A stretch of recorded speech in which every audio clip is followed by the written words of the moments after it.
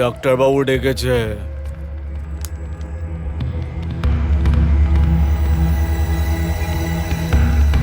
তুই যা, আমি আসছি।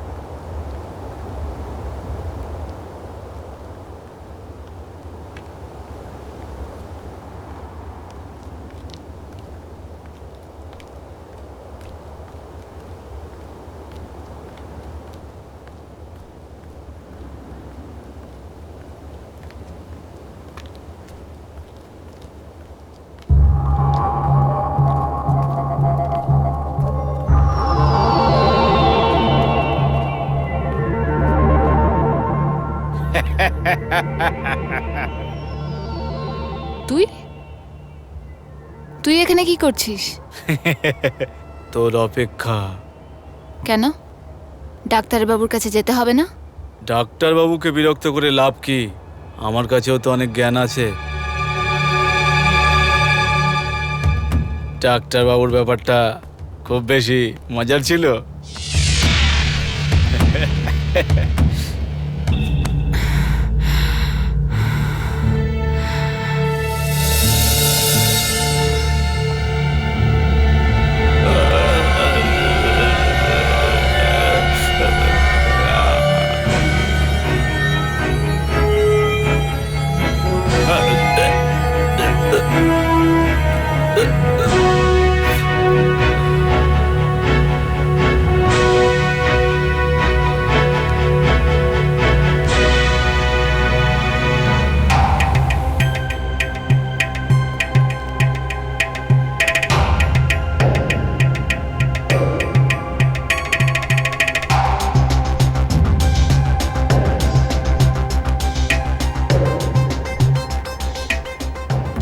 এই নে, তুই যা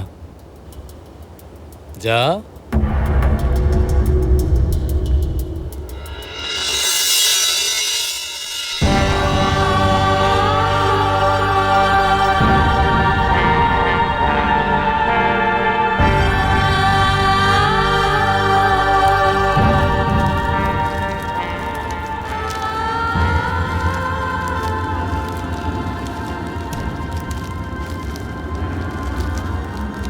নিজের কাপড়ের দাগ মুছতে মুছতে আমার আত্মার ওপর এত গভীর দাগ লেগে গেছে, যদি ভগবানও চেষ্টা করেন তো তিনিও মেটাতে পারবেন না।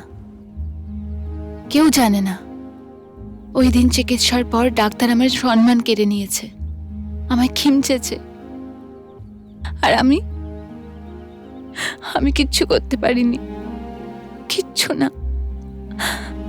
সেদিন যদি আমি সত্যিটা বলে দিতাম তাহলে ডাক্তার আমায় মিথ্যেবাদী বলতো, আর গ্রামবাসী আমার মা বাবাকে জীবিত অবস্থায় মেরে ফেলতো।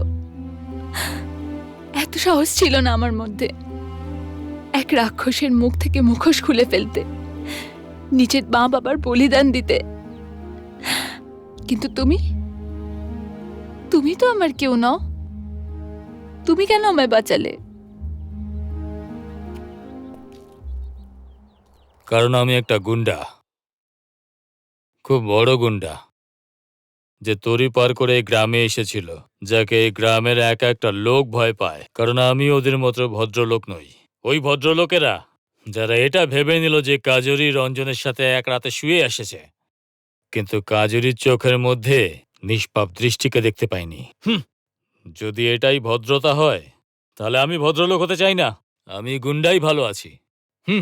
সালা এক হাসি খুশি মেয়েকে জ্যান্ত লাশ বানিয়ে রেখে দিল।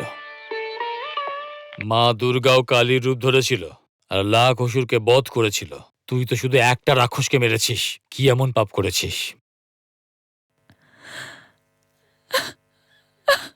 এই এই কাঁদিস না, কাঁদিস না।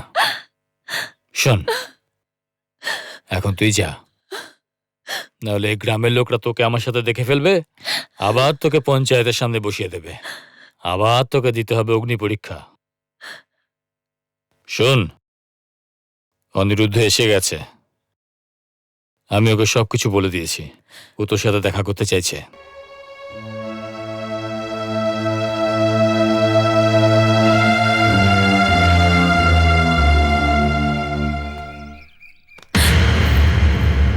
ছুঁয়ো না আমায়, চলে যাও এখান থেকে। কচরি, আমি অনিরুদ্ধ। আমাকে চিনতে পারছো না? তোমার অনিরুদ্ধ। ছেড়ে দাও আমায়, তুমি ওদের মধ্যে একজন। কচরি, আমি বললাম না কারোর সাথে কথা বলবো না। কচরি, আমার আমি ছেড়ে কথাটা দাও তো। ব্যাস। কচরি, আমার কথা আমি শোনো। বললাম ছেড়ে দাও আমায়। কচরি, আমি চুপ, কারোর সাথে শান্ত হও কথা তুমি। বলবো না, যেতে দাও আমায়। কচরি,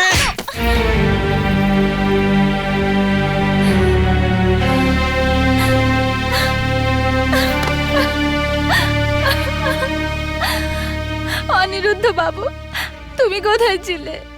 কোথায় ছিলে যখন আমার উপরে দোষ লাগিয়েছিল? কোথায় ছিলে যখন আমার ধর্ষণ হয়েছিল? আমি তোমার অনেক অপেক্ষা করেছি, কিন্তু তুমি আসতে অনেক দেরি করে দিয়েছো। ডাক্তারবাবুর থেকে নিজের পবিত্রতার প্রমাণপত্র নিতে নিতে আমি অপবিত্র হয়ে গেলাম।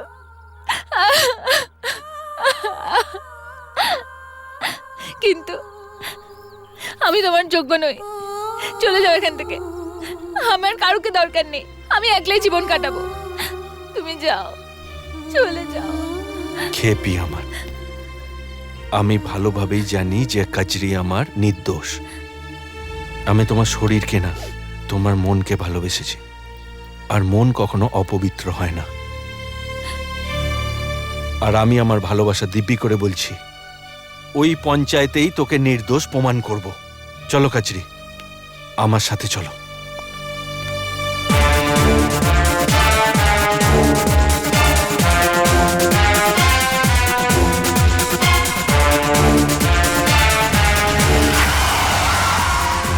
আরে আরে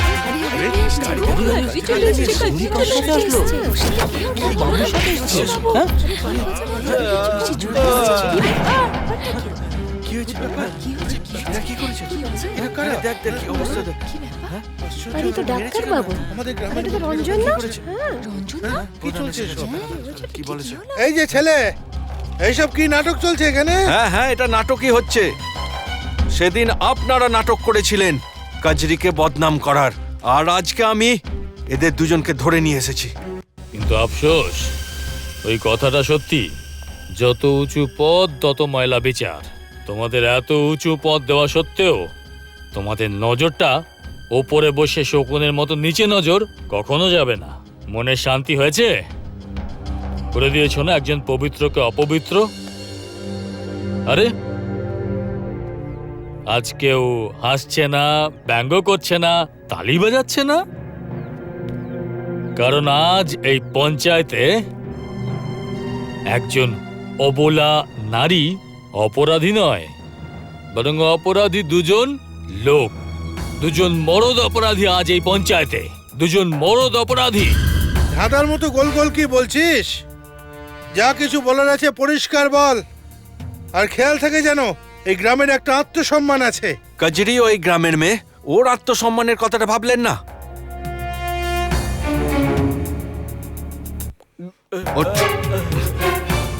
তুই নিজের মুখেই বল, সেদিন কি করেছিলি ক্লিনিকে কচরির সাথে? কচরিকে ইঞ্জেকশন দিয়ে অজ্ঞান করে রেপ করেছিলাম।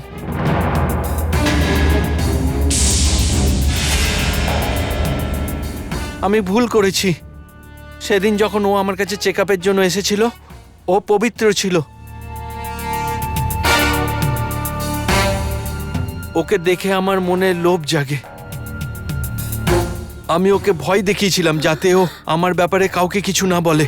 বলেছিলাম পবিত্র হওয়ার সার্টিফিকেট যদি লাগে তাহলে তোকে আমার সাথে শুতে হবে, না হলে তোকে আমি কোনোদিন সার্টিফিকেট দেব না। আর তুই সারা জীবন লজ্জায় গ্রামে মুখ দেখাতে পারবি না। আর তুই একটা ছোট কাগজের টুকরোর জন্য ওর ইজ্জত লুটেছিস। আমার লজ্জা লাগছে যে আমি এই গ্রামে জন্মেছি। আমি এই গ্রামে থাকতে চাই না।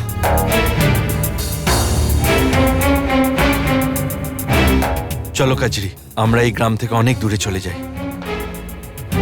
তুমি কাজরিকে এইভাবে গ্রামের বাইরে নিয়ে যেতে পারবে না।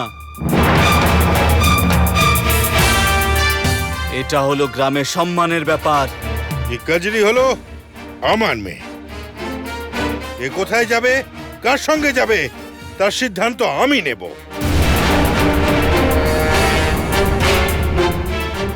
আর আপনারা, আপনাদের বিচার তো আমি দেখেই নিয়েছি। বাবা অনিরুদ্ধ, বলুন। যাও বাবা। আমাদের আশীর্বাদ করুন। একে তোর সাথে নিয়ে যা। আমার আশীর্বাদ সব সময় তোদের সাথে থাকবে। যা মা, যা মা। চলো কাজরি। Arrest them officer. এদেরকে নিয়ে যাও। চল। মিস্টার বিহারি, আপনাকে কম্পাউন্ডারকে খুন করার অপরাধে গ্রেপ্তার করা হচ্ছে। চলুন ইন্সপেক্টর সাহেব। সাহেব দাঁড়ান। শুনুন বাবু, পুরো গ্রামবাসী আপনাকে গুন্ডা মনে করে, কিন্তু আজ আমি জানতে পারলাম যে আপনি গুন্ডা তো ছিলেন, কিন্তু সেটা শুধু লঙ্কার জন্যে। বাকি লোকেদের জন্যে আপনি শ্রীরাম।